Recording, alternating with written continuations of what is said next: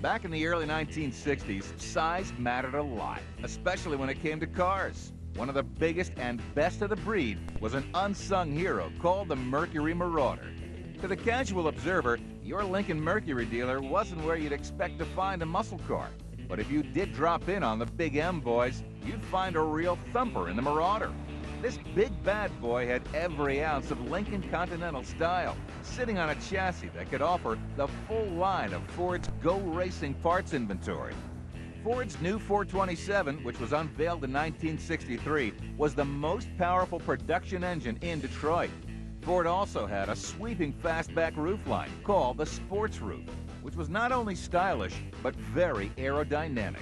So when Mercury went off to build a race car, as they say, they didn't have to look very far to steal some better ideas.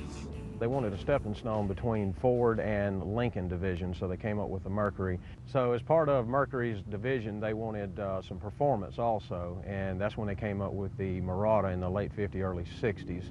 While Ford was unveiling its 63.5 Galaxy sports roof, Mercury was taking the wraps off its own new line of sleek hardtops.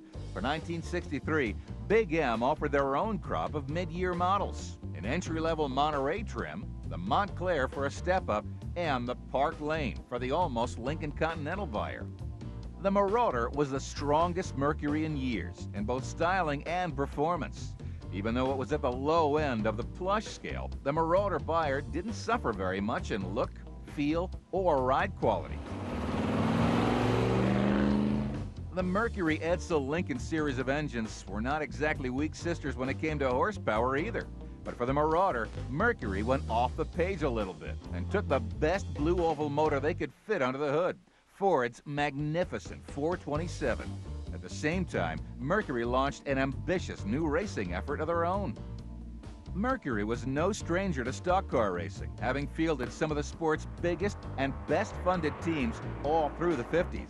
But by 1963, with all the Detroit biggies in the game, the Big M cars were major players at every racetrack from coast to coast. Mercury's double-barrel attack was staged out of two legendary race shops, Bill Stropp on the West Coast and Bud Moore Engineering in Spartanburg, South Carolina. This two-pronged attack featured some all-world talent. Johnny Rutherford, Joe Weatherly, Billy Wade. Parnelli Jones actually was one of the winners of the Pikes Peak.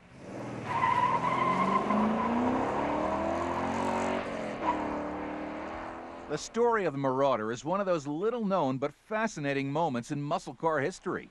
There weren't as many of them on the street as their cousins, the Ford Galaxies, but while they were there, they made an incredible impact. To get the full story of these sweet